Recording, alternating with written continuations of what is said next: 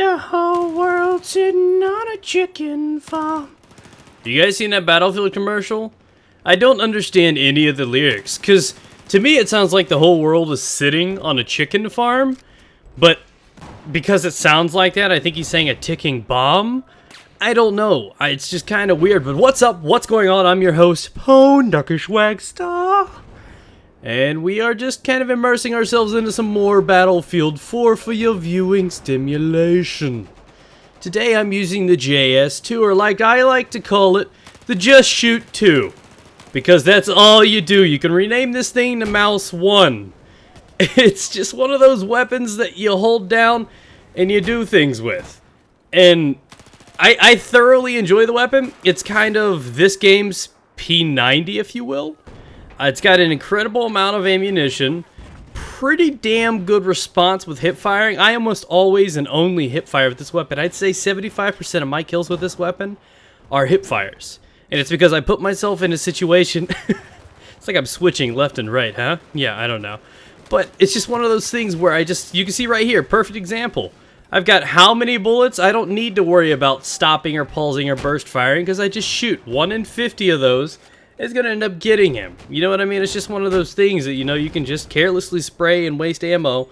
And, ammo's a little easier to find, short of the guy you're about to see in a minute. He was one guy you're going to see that's got the ammo pack and a pile of 500 people needing ammo, and he doesn't dish it out.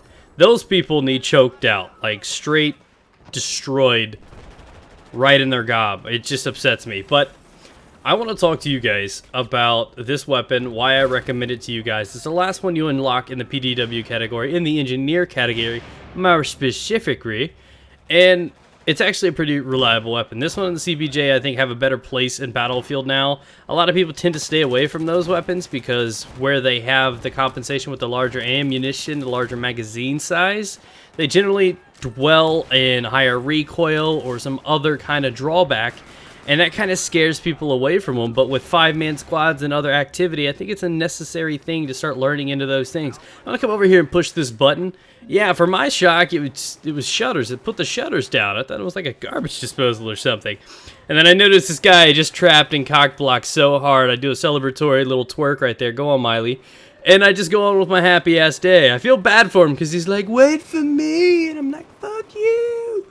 And it turned out pretty cool, dude. I felt like God in that moment. I controlled his fate and denied him so good. I friend zoned his ass. Anyways, I like the weapon. It's good for me. I found myself being pretty damn significantly awesome with it. Right now, pull out the Compact 45, doing some good stuff with that. It took me a little while to get used to that weapon too, but I'll talk about that one in due time. And track down.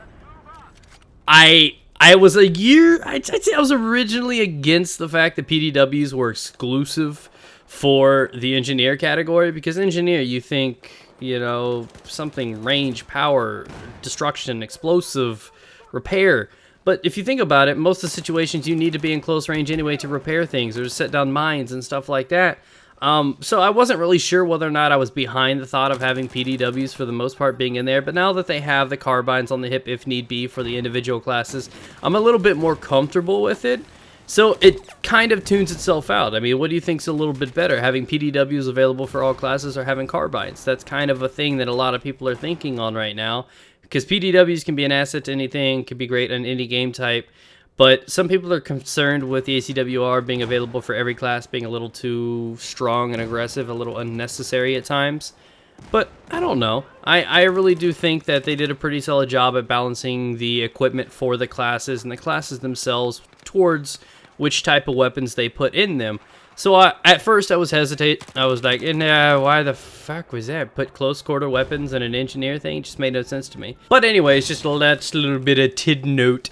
I need to let you guys know that YouTube's been weird, so my usual rendering processing and everything has been kind of twerking and pixelating some of the videos, so I'm trying new settings in this one. Let me know in the comment section below if they're better, if they're okay.